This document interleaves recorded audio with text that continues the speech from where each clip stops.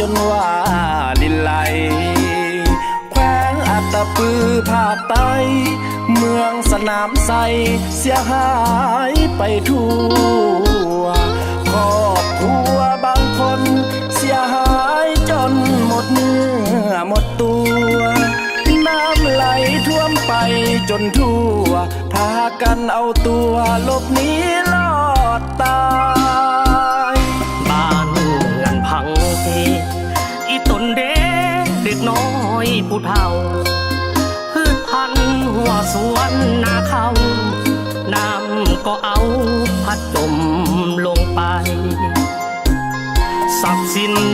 เงินทองกายกองก็ต้องหลั่งไหล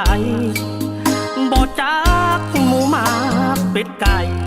ทางงัวควายก็ตายหายสร้างเมืองสนามใสเข้มแข็งใจเอาไว้เถิดเจ้าเดี๋ยวนี้พักลัดของเฮาภาษาสนลาวร่วมสามัคคีทั้งแขกต่างดาวโฮมกันเข้าสวยกันเต็มที่บริจาคเครื่องของที่มีส่งไปถึงที่อุทกภัยสู่เด้อพี่น้องคนในท้องทั่วโลกโลกาช่วยกันแก้ไขปัญหาต่างก็มาเป็นกำลังใจยามฟ้าหลังฝนอีกบ่ดนมันก็จางหายสู่เด้อพี่น้องสาวใต้เมืองสนามไซแขวงอัตตปือ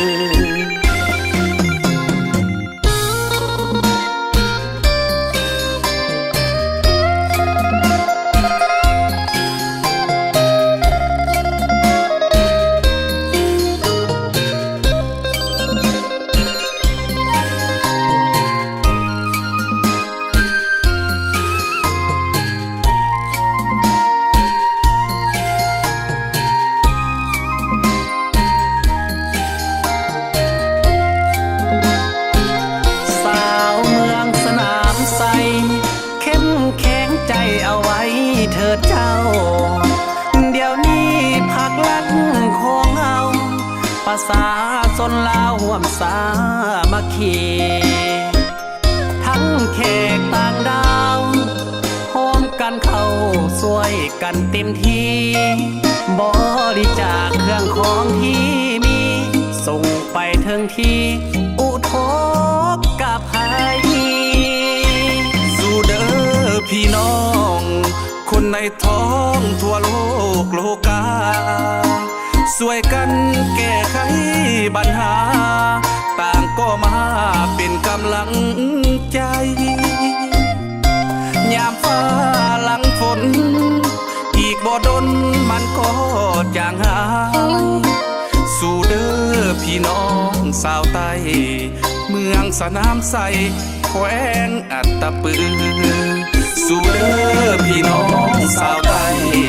เมืองสนามไซสู่เด้อสู่